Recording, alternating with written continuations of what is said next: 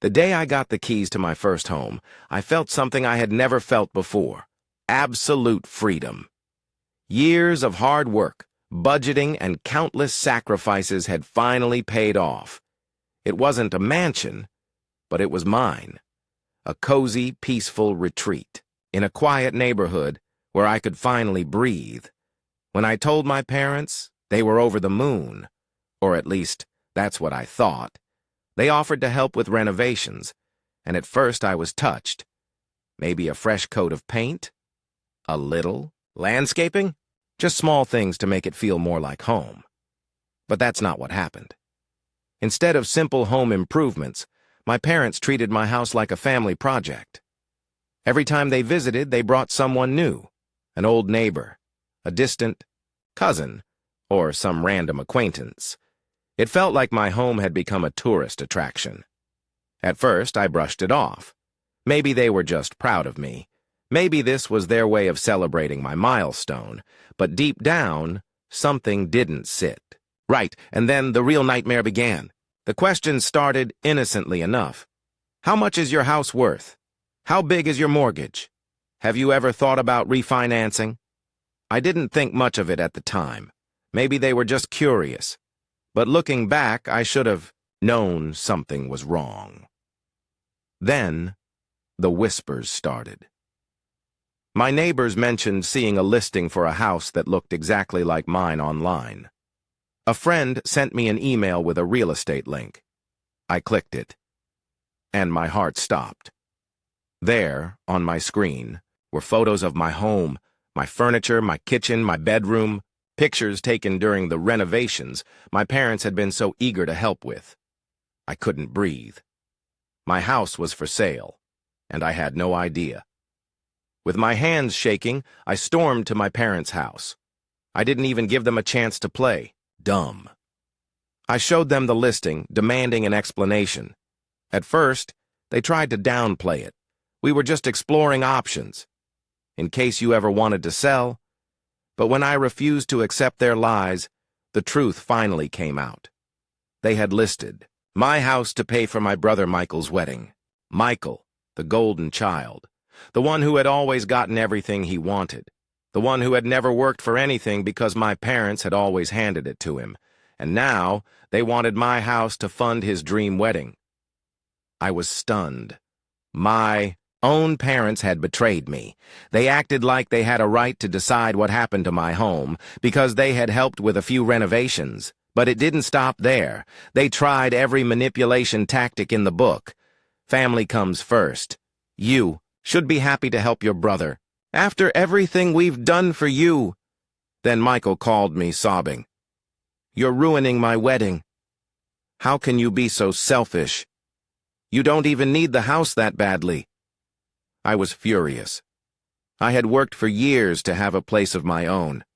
And now, they wanted to rip it away for one night of luxury? No, I wasn't going to let them win. I contacted a lawyer immediately.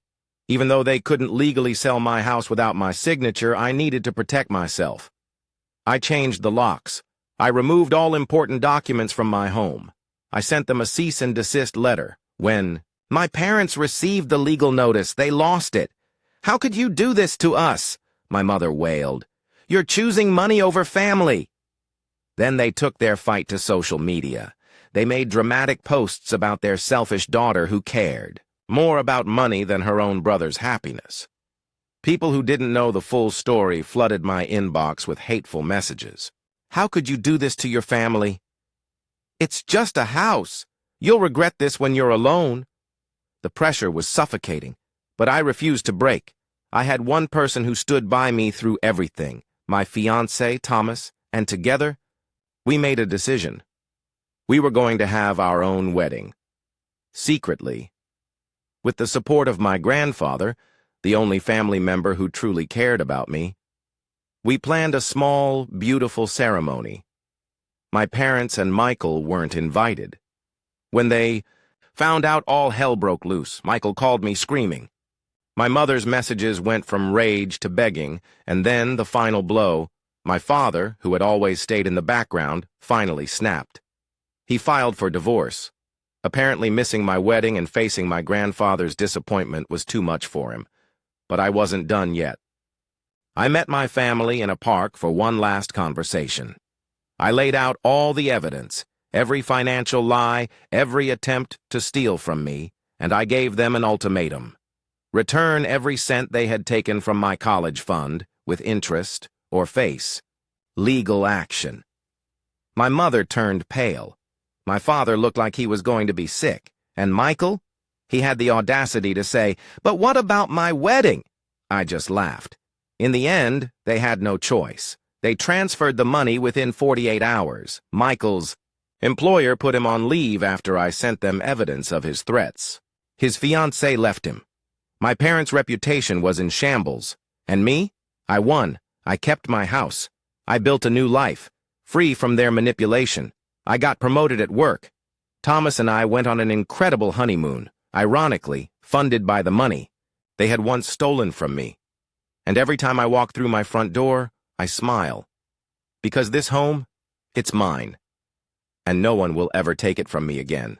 If you've ever been told that you have to sacrifice yourself for family, that you should give up your happiness just to keep the peace, listen to me carefully. You don't owe anyone your success. You don't have to set yourself on fire to keep others warm and love. Real love isn't conditional. Family should be about support, respect, and mutual care, not control, manipulation, or entitlement. If someone in your life, even your own parents or siblings, tries to take what you've worked for, tries to guilt-trip you into giving up your dreams, tries to make you feel like you owe them your life, you don't. Standing up for yourself is not selfish. Protecting what you've earned is not greed. And sometimes the hardest but most important thing you can do is say, no. No more guilt. No more manipulation. No more being treated like a backup plan for someone else's dreams. I fought back. I took control, and I won. If you're in a similar situation, I want you to remember this. You are stronger than you think. And when you finally take a stand, you will never regret choosing yourself. Thank you for watching. Tell me in the comments, have you ever had to stand up to toxic family members? Let's talk about it. If you haven't subscribed yet, make sure to hit that button and turn on notifications for more real-life stories that will shock you.